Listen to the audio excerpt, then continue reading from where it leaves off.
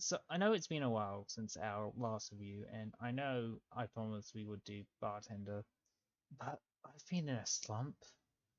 When it comes to winter, I tend to lose all sense of creativity and fucks to give. So I've been spending the month streaming whatever. Follow me at DXT, the DXT agenda for that, by the way. Thanks. And I also tend to do something I normally don't like doing, which is reading other manga reviews. I know it sounds weird that a manga reviewer doesn't watch/read other manga reviews, but that's because I try my best to not influence my own opinions by other people's takes. I decided I will break this rule this winter because I wasn't planning to work on really anything, and then I found this video, and it made my blood boil. It's a video about Deadtube, and its title pisses me off because it's not disturbing, and it's not horror, it's gore porn. Okay, I'm jumping the shark because I'm ranting here, but firstly, thank you, Weepsack, for not only getting me out of my rut just in time for spring, but also giving me a reason to talk about another terrible manga that has an audience for some reason.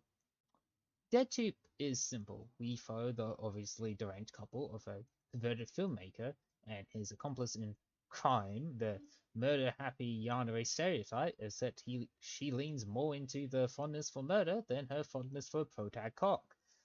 So anyway, they make snuff videos for this website called Deadtube, where you can upload fuck shit and get money for it. So think Live League if Live League paid well. Wait, does Live League can pay? It's gone now, so who cares?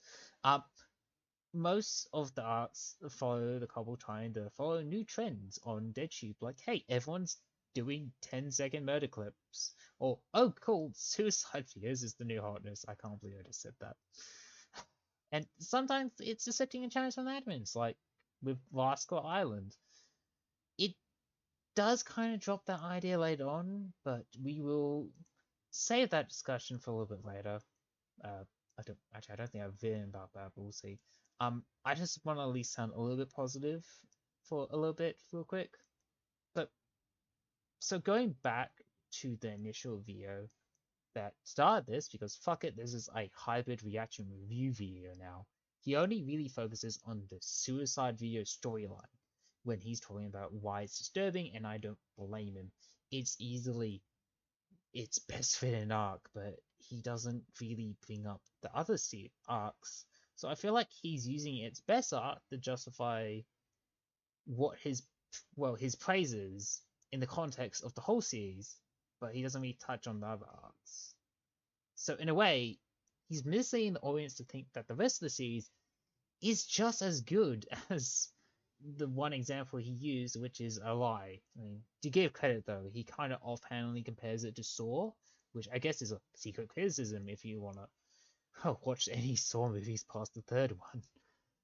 Long segue aside, I really do think it has three good storylines, which are the best things about this manga. Like the first chapter is a great introduction, although a bit cliche with how it's a typical slow burn, but the slow burn is essential for horror, and I won't fault it.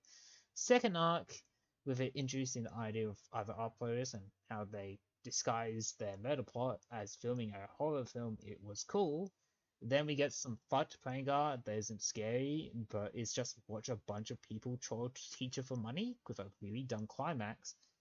And then it bounces back and peaks with the suicide video art. I really don't want to discuss it because it's such a good concept for a story and how it's executed is good, but I certainly feel like it's wasted on this manga. The idea of taking a person who just wants to die, but you won't kill him until a deadline, and until you reach that deadline, you just improve every quality of their life just to make them happy, just so you can watch them actually fear their own suicide as you make them end their life, is truly terrifying. And the fact it's only done in like 2 chapters makes me feel like it's a wasted concept. I it would have been such a great premise for a solo run of a story and just being better with fleshing out, but this is what I get for expecting anything from the Gunnets Clover author. Yeah, I'm throwing shade at another manga series right now because Deadtube shares a writer of Gunnets Clover, and that series has the same problem as Deadtube. Starts off promising and somehow finds a way to fuck it up. But while Gonnett's Clover starts off with it having jumped the shark and getting boring fast, Deadtube jumps the shark halfway through and turns so batshit stupid it makes you, well, it makes me want to stop reading anyway. Here's the thing, this series is dumb for a lot of reasons, but the main reason is because it kind of, well, stops taking itself seriously. It's sort of had fun when they decided to do a slasher movie themed arc, but by the time we reach the peak of that arc, I would argue it's the start of my biggest criticisms of the series, which is the fact it's not horror, it's gore porn. It's snuff being made for mainstream audiences and rebranded as horror, and the thing is, it's not scary.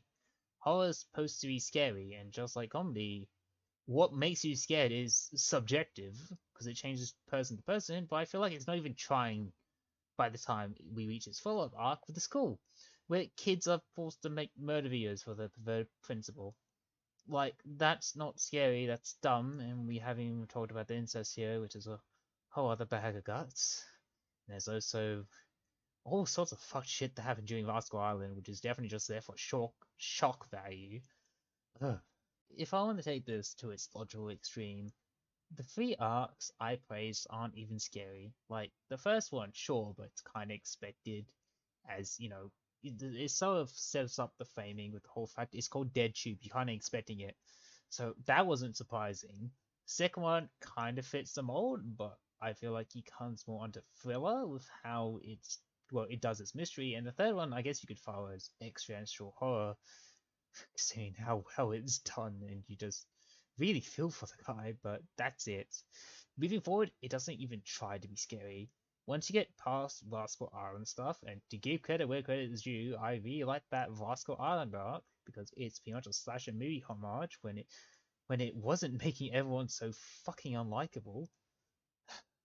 Back on topic, the series would rather show you fucked up injury and go, is this scary? And the answer to that is no, because it doesn't feel special. At this point, we kind of just expect it to happen. You know, you're just murdering and torturing people for no reason, and also nudity and other fucked up shit like rape and incest. Like, yeah, it's like shock value. That's all it is. It's just shock value. And that's why I call it gore porn, because at that point, the only people who would be sane enough to be interested is either the people who are turned on by it, or just want to see what are the lengths this author will go to just for shock value. Honestly, for the series to be personally enjoyable for me, it needs to be campy. It needs that Jason versus Freddy energy. But instead, we get a shitty Saw sequel, complete with dumb plot twists, and that's not a joke. Deadtube is kind of split into two parts, with the second half of its first part just being really fucking dumb, especially the way it ends, which makes me glad that for the second part, we are mainly focusing on a new cast, and that's kind of leaning into a psychological thriller vibe from the last time I checked. Because here's the thing, I kind of just stopped reading when I caught up with it a year ago, because I was like, well, this is a good place where I want to leave my memories of this series. I don't want to see how does this get butchered.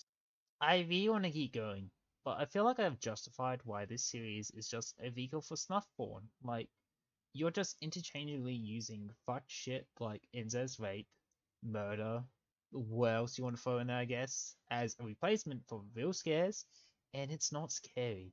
Like, 13 is scarier than this shit, and its main villain was a chicken, and it wasn't even trying to scare you, it was just trying to get a message about looking after the environment, or we're all gonna get fucked. Or even, if you want an even better example, I guess, is Frankenfran was scarier than this, and that was a comedy series most of the time, with a little bit of body horror. Deadtube is the equivalent of a jump scare, if I was to put it in a very neat bow.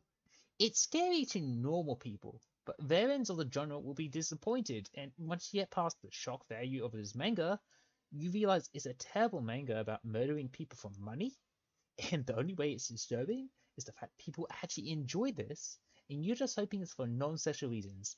Because if it's for any other reason, that is the true horror of that series.